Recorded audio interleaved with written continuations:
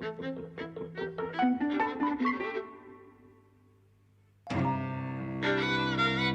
and welcome to Eavesdropping at the Movies. I'm Mike. And I'm José. And we've just been to see Babygirl.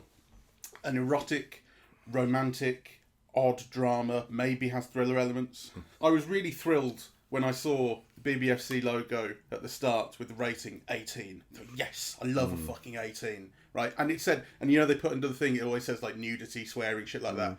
All it said was strong sex. Like that's how they summed it up. I thought, fuck yes.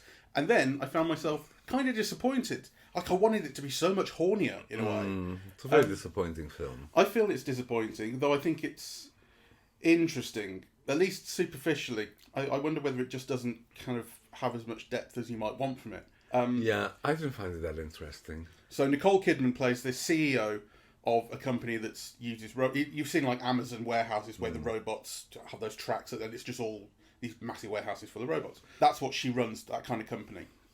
High-powered CEO type. She's married to Antonio Banderas, who's a theatre director. They've got 2 teenage daughters. And they have a sex life that she's not that happy with. She doesn't get out of it what he gets out of it. He doesn't obviously know that. He, we get that from the start. A new batch of interns arrives at her company. And one of them, this guy played by Harris Dickinson, who you were just saying you recognise from a bunch of stuff. I've seen in a bunch of stuff, but don't recognise him. He's tall, he's opinionated, he's immediately speaking to her like someone he's very self-assured. Yeah, I mean, like you would speak to the fucking CEO like that. You'd be cowed, but he's not, and he makes an impression. And before you know it, they begin an affair in which it's very BDSM toned, and he takes the lead all the time. He makes her do things. It's never non-consensual. That's the big thing brought up in the film at one point is the idea of consent. But he's very much the one in charge, and you get this thing which I think the film needed to play more heavily on.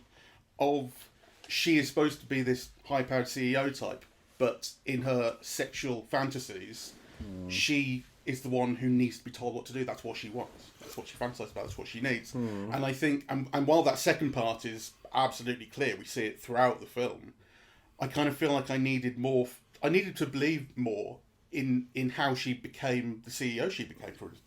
Like she talks early on about how she started her company, and she told the interviewers to fuck themselves, and that's why she got hired, because she had that kind of personality. I'm thinking, okay, you've told me that. I didn't actually feel it from the character, like how she got to where she is, and therefore the kind of the strength of the difference between that and who she is in her sexual life, who she fantasizes about being in her sexual life. Your thoughts? I didn't like any of it. I mean, Nicole Kidman is great, and I suppose there are things that the film handles well. Yeah, that moment that you just mentioned when he comes into the office and kind of there's a transition between like this jokey assertiveness that could go either way, and then the way that she falls into that kind of relationship is nicely handled.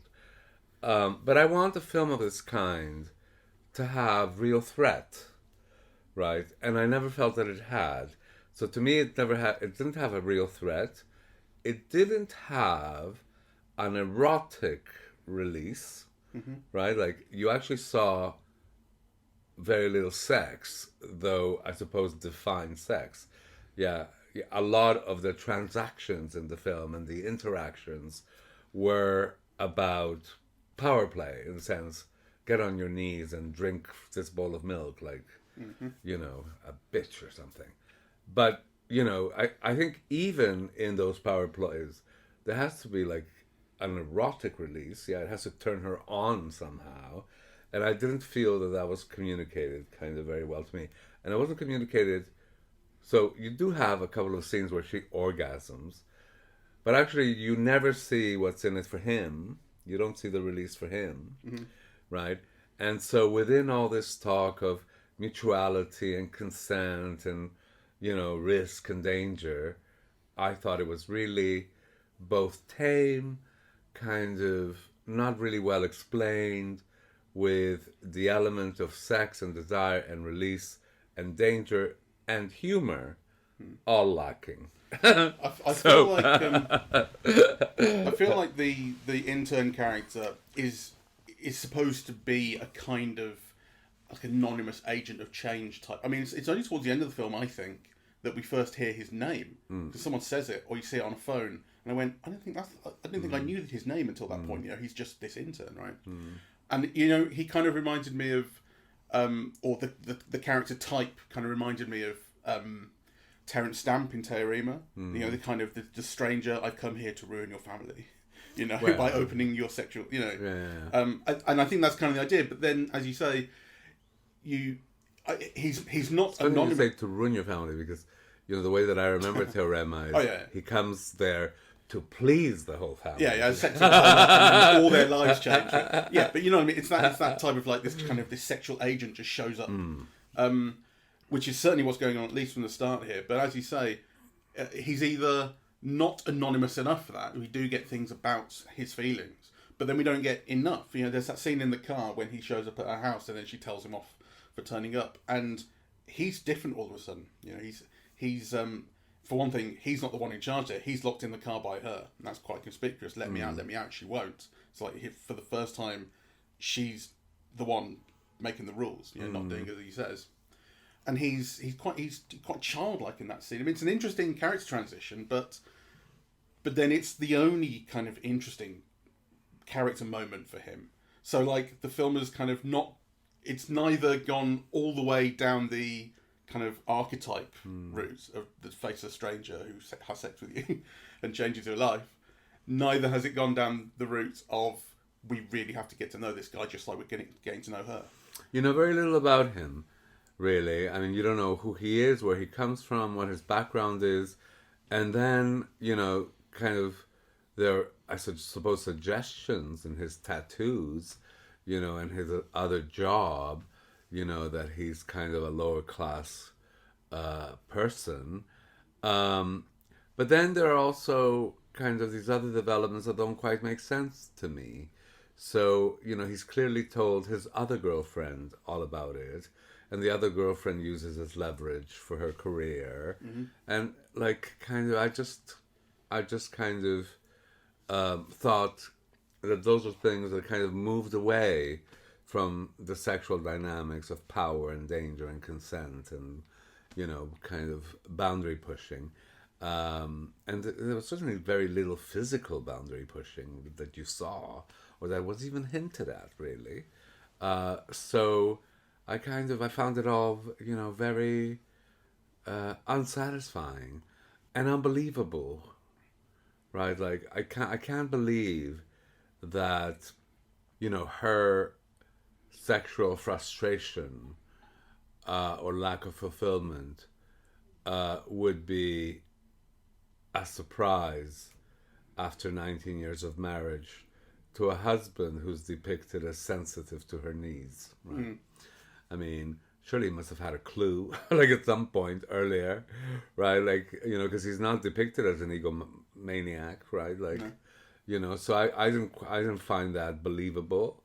Because they have an extremely healthy relationship outside the fact that she's not getting what she wants sexually. Yeah, you don't believe that they wouldn't have communicated this at some point. I know, and actually, I think also, and this might just be my own view and my own prejudice, but you know, the film somehow makes it seem as if Nicole Kidman's sexual frustration is something that is extraordinary and makes her weird, right? Whereas, you know, after you've been with someone for 19 years, everybody has experienced moments of sexual frustration within the relationship, right? Kind of people change, sex changes, kind of, you know, people develop in different ways. I mean, you know, to me, kind of that would be the norm, really, rather than kind of, you know, Yeah, although it is presented as more, rather than just frustration at, you know, a long-term relationship that's just gone off the boil or whatever. It is presented as a more innate paraphilia of hers. You know, when she breaks down, she's trying to explain it to her husband towards the end, and she talks about having these thoughts when she was a kid. It's presented as as this has always been within me and I've never been able to say it, or whatever it was. And Sure. like, so I'm not saying that's great. It's not something the film sells really well, but it is what the film is telling you. Yes, but you see, kind of, I mean, in a way, I don't care, because I do think, I mean, people are so different, and human sexuality is so extraordinary and unique, and so whatever the film would have wanted me, to believe, I would go for it. Yeah, it is, I think, within the potentiality of human sexuality to be almost anything, really. Mm-hmm. But I think, a better film would have shown you what that is, what the dangers are, what the releases are, what the pleasures are, right? Like, what the tensions are, what the contradictions are, the mixed kind of, I think we got very little, for example, of shame and terror, right? And kind of, all of those things would have been part of, the communication of something like this. And I think the film didn't hint at it at all for me. Well, when it does anything like that, it's in dialogue, which is why it's so disappointing. So towards the end, and again, I think it's again in that scene where she's explaining to her husband, she says it's about danger. There has to be something at stake. And he then, I think that's kind of what turns him, because he goes, "What, you fucking put our marriage at stake for?" But you go, okay, right. So there has to be something at stake. Has to be danger. And what you're saying about, there's no feeling of threat. Like, that's supposed to be the feeling of threat that we get, that she's putting her family, her family, her career, everything is at risk. And you have kind of been told that every now and again. The intern character says every now and again that I could go and ruin your life with all this. Yes.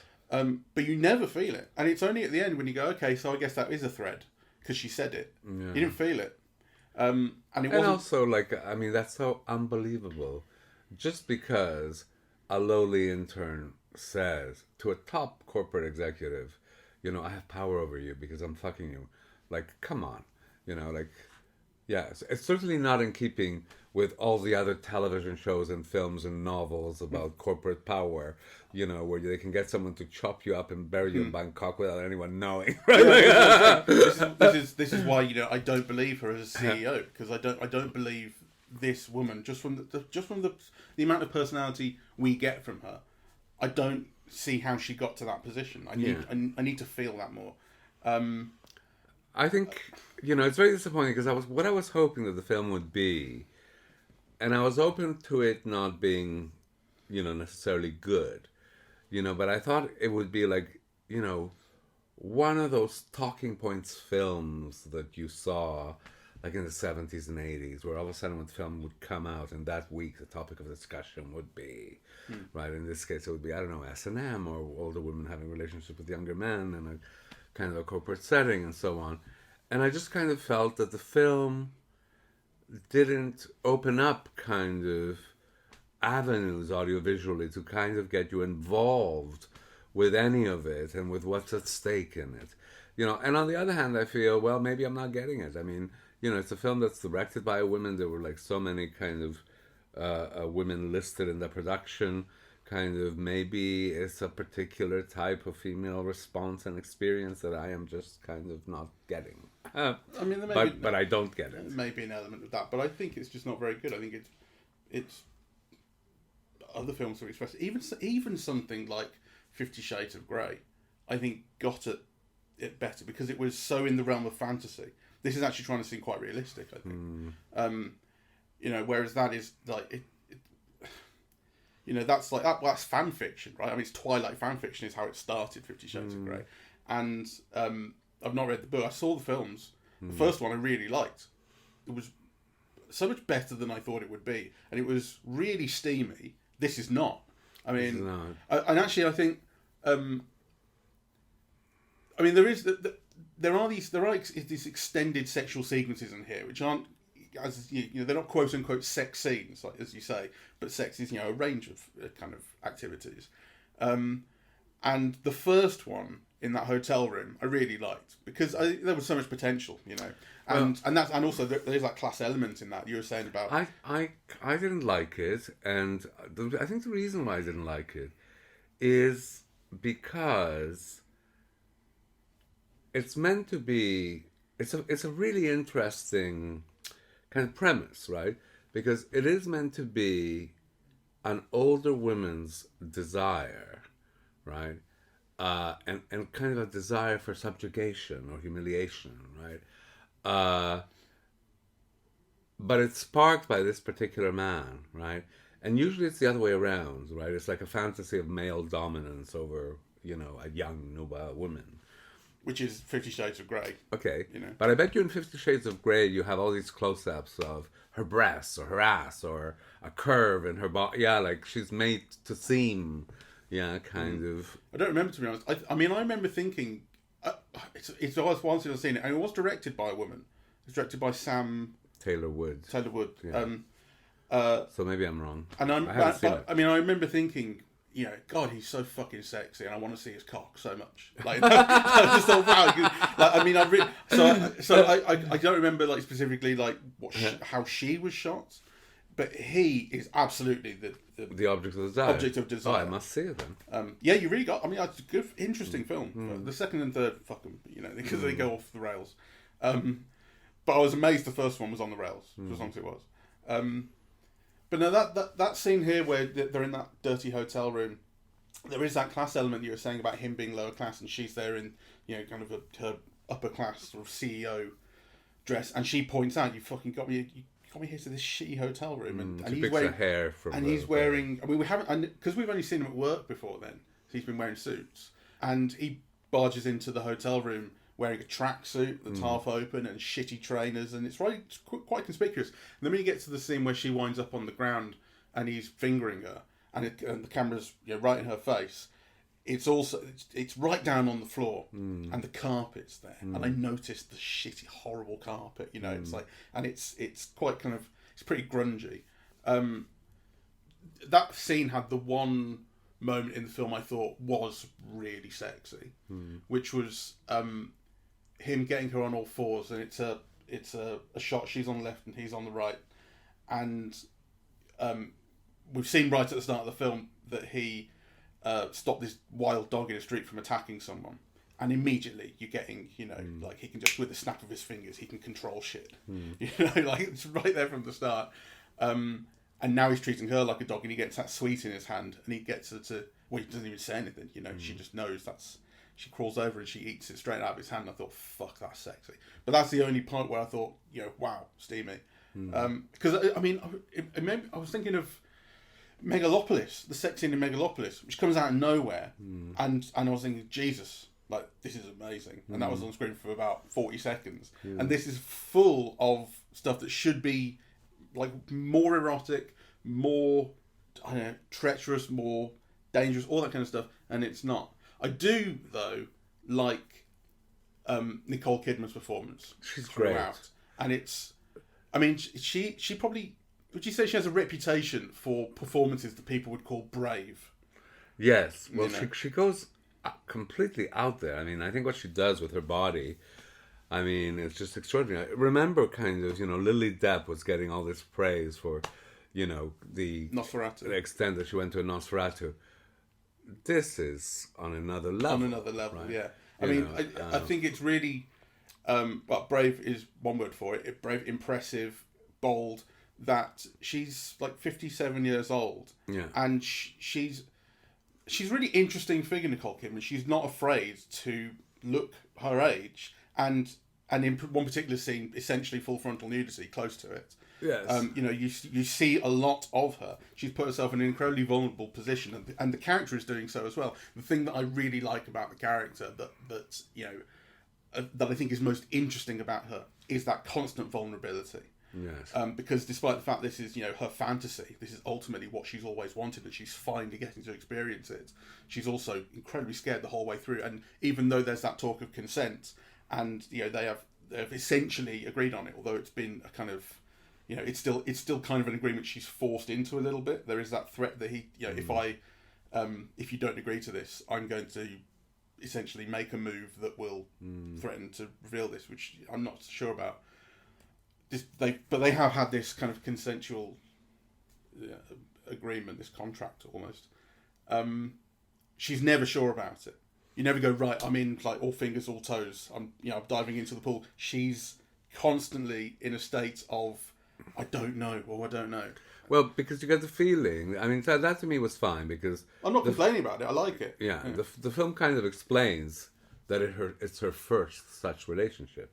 So all those hesitancies, uncertainties, and so on, are understandable, right? I just would have liked to have seen kind of more of a progression and a development, and also to see it somewhat a little bit from his point of view as well, right? Kind of, because the thing is that you do get a sense of why he's attractive to her. I mean, he is physically attractive, right? And then also he is kind of bold and self-assured, right? But you get very little sense of what's happening in his head, of what he's feeling, of, kind of what's in it for him, really. And then I think he should have been filmed in such a way that we understand what she sees.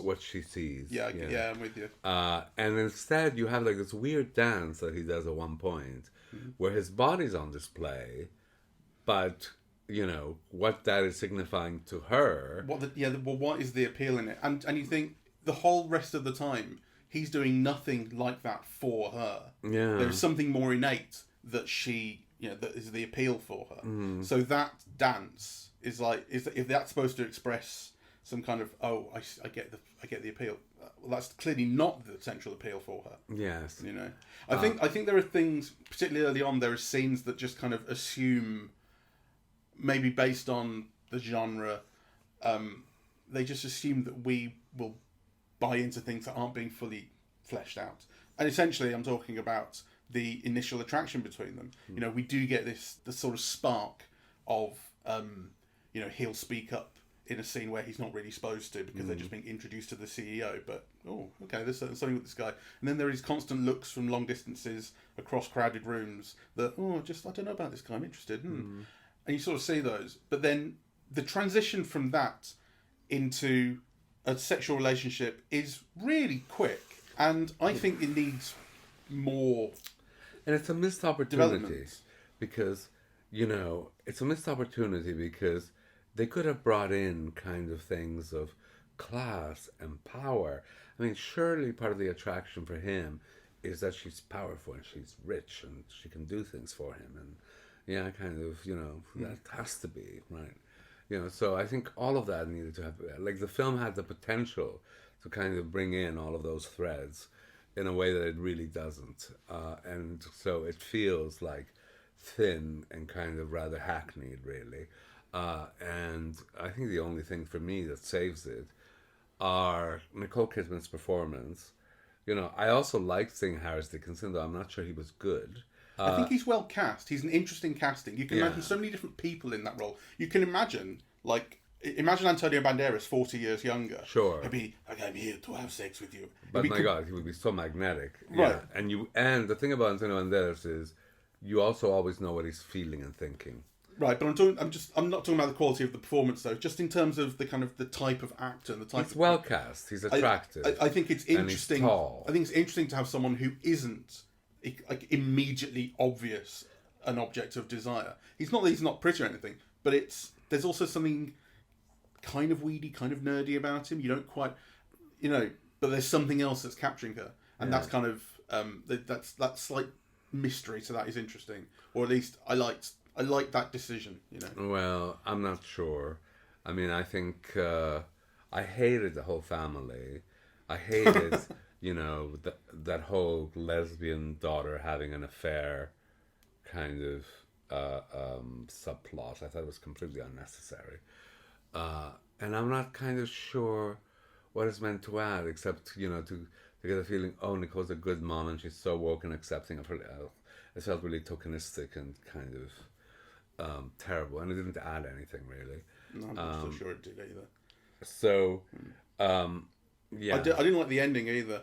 I felt a real letdown, actually. Oh, I hated the ending. Because what I want is, a breakup of the marriage. It sounds mean. I just think this film needs a fucked up ending. And what we actually get is this wholesome reunion of the partners and he's going to try and give her what she needs, or what she, the kink that she's interested in sexually. And it's like, oh great, it's wholesome, it's nice. I don't want a nice ending. I didn't feel it at all. No, I didn't feel that either, and neither did I feel her reasserting her power with the other executive, where he says, if I want to be humiliated, I'll pay someone to do it or something. In the meantime, fuck off. When she comes to blackmail her. Yeah. I mean, I want a moment like that, but I want it filmed more powerfully. I don't know. Yeah. I want her like in full couture or something with diamonds slashing in, right? Yeah. Well, It just felt like... You need to feel like the horns coming out, and all of a sudden, like, all the talons coming out. And you need it visualized, really. And instead you get a wee little line, so... Oh, no, sorry, yeah, I got completely the wrong scene. You're talking about the old fella who's trying to... Yeah, the old fella at the end. I was talking about the young exec who comes to blackmail her because the other one, the intern's going off with. That's the scene where I was saying, I want the horns to come out at that point, where she basically... Because the whole film she's been going, oh, yeah, we'll get to your promotion, yes, sorry about that. And then... At this point, she's like, okay, don't you fucking threaten me. But I wanted to feel it more. Yeah. But sorry, you're right about the scene with the old Sebastian. Well, that's almost like the ending, right? So you want a moment of kind of reassertion or something. I didn't mind her staying with the family. Actually, I thought that, because that could be really interesting, right? Like, kind of, people in long relationships accommodate each other's wants and desires and find ways of staying together and keeping the family together and trying to make each other happy, right?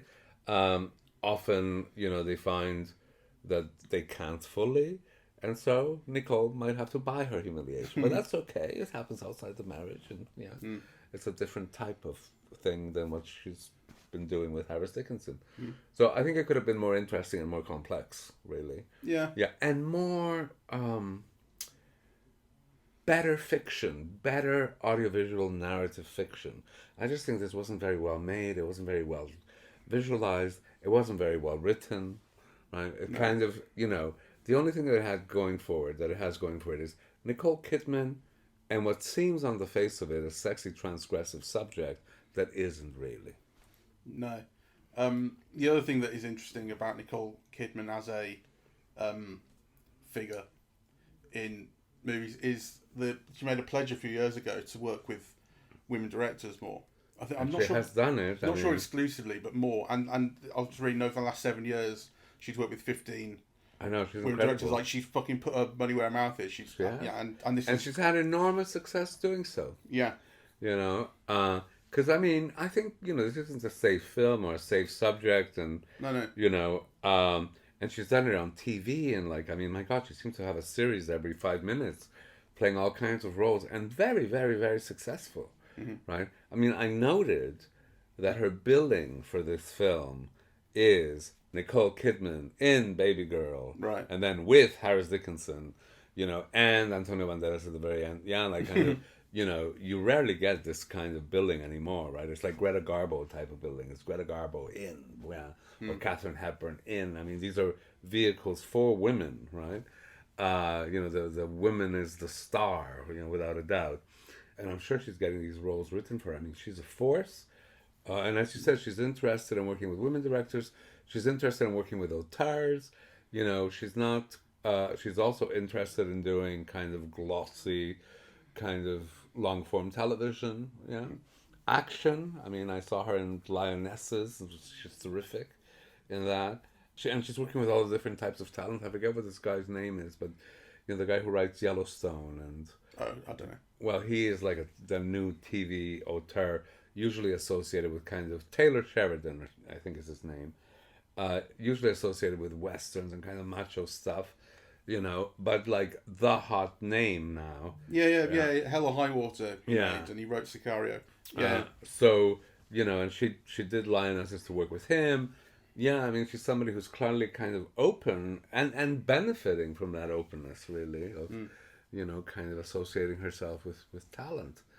But kind of, I'm sure this has paid off for her in the sense that, you know, it kind of did all the rounds of festivals, and it was nominated for all kinds of awards and so on. But I think it's a real failure of a film. Yeah, yeah. It really does come down to her performance and the kind of role that it is. Like I say, it's the way that she looks, the way that she's filmed, the way that she's, you know, placed in those scenes. I mean, that scene where she's naked and he's not is a really remarkable one as well, I think, actually. And the thing that ultimately you get, you know, because she's putting herself in such a vulnerable position in that scene, both the character and the actor. And then the resolution of that scene is not one of some sexual depravity. It's, you are beautiful and here's a hug, and it's like, it's and I did feel that, you know, like, and that's an interesting bit of kindness from the intern character that well, I mean, there's that thing of that she says, like, you're sort of a magician and you know what people need, or you can sense, and this, that, and the other. And that's the sense that you got in that moment, that's the way to handle her. Sure, maybe.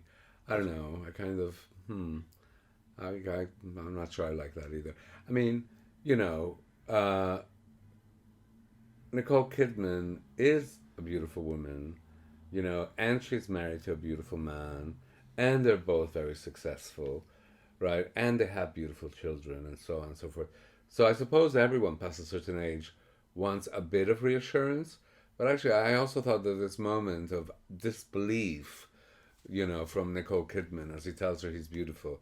I mean, Jesus Christ, come on, you know, look at the body that she has. She must have been like working out, like, you know, every day since she's 15, and you see her getting the Botox. So, you know, I think kind of, well, getting Botox isn't a sign that you believe you're beautiful.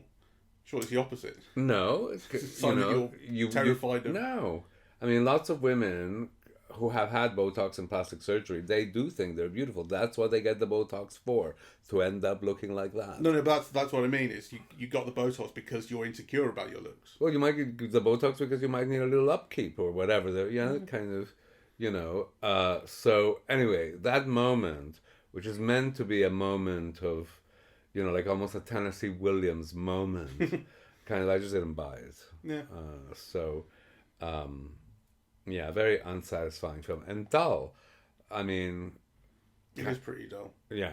I mean, I think I pretty much sound like I just wanted to watch a porn film, and, you know, I didn't. I wanted to see, like, erotic cinema. I mean, it's a different thing. It is a different thing, and also I think I wanted to see an exploration of kind of, you know, S&M power imbalances, kind of across gender and age.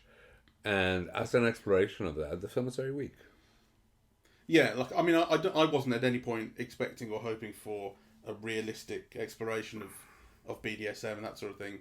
But I was, I think, expecting and hoping for more, as I said, that 50 Shades of Grey fantasy. Like, it's about allowing yourself the fantasy of whatever you think is to be, whatever. Anyway, I'm not saying like it should have been that necessarily.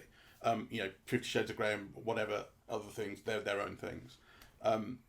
But, you know, I think that's kind of the other option. If you're either going realistic or you're going fantasy, and this hit neither of them. What I ideally would have loved is one of those glossy, like, 1980s, you know, Kim Basinger and what's his name, or Basic Instincts, or Adrian Lyne. Yeah, that kind of sexy, glossy, erotic, you know. So either you're that, or you're kind of a more serious exploration. The film provided the pleasures of neither. Yeah. So disappointment. Not to be too binary about it, but disappointment. Like I said, when I see a film that's got an 18 rating, I'm hoping for, you know, my loins to tingle. Whether it's due to sex or violence or swearing, whatever the fuck it is. And this didn't really. I hadn't even noticed that it was an 18 rating, and I didn't care.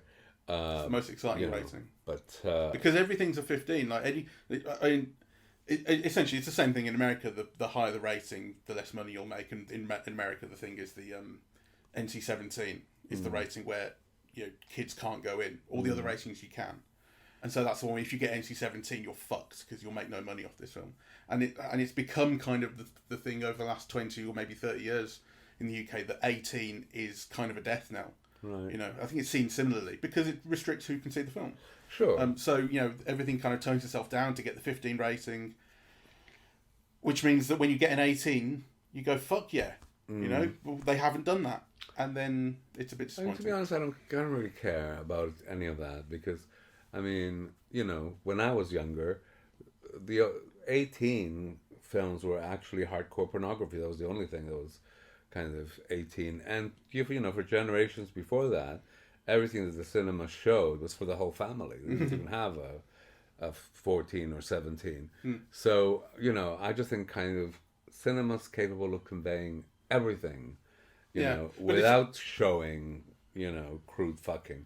But so, it's about what that rating signals, though. Like I say, it's not, you know, yeah, it signals that they haven't toned it down. yeah, yeah. I mean, when it comes to ratings, I do actually think, I think this is somewhere where America's got the right idea and we kind of don't, because the thing with our ratings is 12A, or it used to be 12 and became 12A with Spider-Man in 2002, is you can't go in if you're under 12 unless you're with an adult. That's what the A bit is about.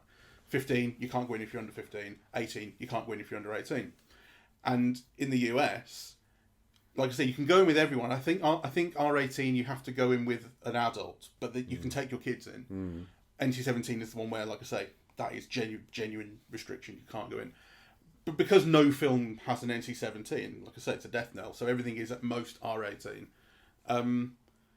You're essentially saying, you know, as an adult, you get to decide what your kids should see, right? It's on you, you know. And that's when the BBFC brought in 12A as opposed to 12. That's what they were saying. They were saying, we think this should be a 12 rating. If you have a good reason to think that your kids can handle this, should be able to see it, then take them in. But the fact that we still restrict 15 and 18 that way, I kind of think, why not give people more freedom? And on top of that, you'll watch anything on home media. I mean, I know. I mean, my feeling about this rating thing is, you know, I pretty much always saw what I wanted, and my parents never knew about any of it, and that's maybe the way things should be. But it's becoming kind of an irrelevance, isn't it? Because all of a sudden, I mean, now you have Netflix and streaming and God knows what else, all these streaming services. I mean, you have porn available to everyone on your computer. There is no restriction, and there's porn everywhere. And you go, why are we still restricting? You know. On the other hand, it was exciting when I was a kid to go into a 15-rated film when I was 14. It felt fucking transgressive.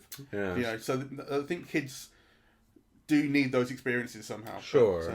I mean, actually, I saw that Killer Elite was on television, the Sam Peckinpah film. Yeah. You know, and I remember that was like, I think the first R-rated film that I went to, and you know, and I wasn't even like 14 yet, exactly, and I managed to get in. So sneaking into something you're not supposed to be in is a thrill. But yeah, not this one. Probably not worth sneaking into. Although to be fair, if you're 15 and you're sneaking into this, you're gonna have a whale of a time. I'm not sure that you are actually. I'm probably not actually with all the porn. But anyway, I suppose anybody who's a fan of Nicole Kidman really has to see it because she is truly great. But that is the only thing that the film has going for it, in my view. Which is amazing for a film with Antonio Banderas. Well, Antonio Banderas has a thankless part, and he is magnificent. I mean, he's very good. As well. You know, kind of very few people would be able to carry that boring, thankless niceness throughout. Yeah. So, but you know, he's been a million times better, and he's had a million times better roles. But I think for Nicole Kidman, this is really one of the things that she'll be remembered for, and it's, well, maybe, or that she should be remembered for, and she might not be remembered for because it's such a bad film. Feels like Banderas was cast in order to point out how bad the sex must be. Because you're going, if even Antonio Banderas cannot satisfy this woman. Yes. No, for sure. I think that was definitely a part of it, for sure. So yeah, unfortunately a disappointment. Yeah, anyway, let's wrap it up here. So thank you all very much for listening. We're eavesdropping at the movies, and we are on Apple Podcasts, Audible, Spotify, SoundCloud, YouTube, and YouTube Music. On social media, we're on Facebook and Twitter at Eavesdrop Movies, and Blue Sky, eavesdropping.bsky.social, and the website is eavesdroppingatthemovies.com. Thank you very much. Bye-bye.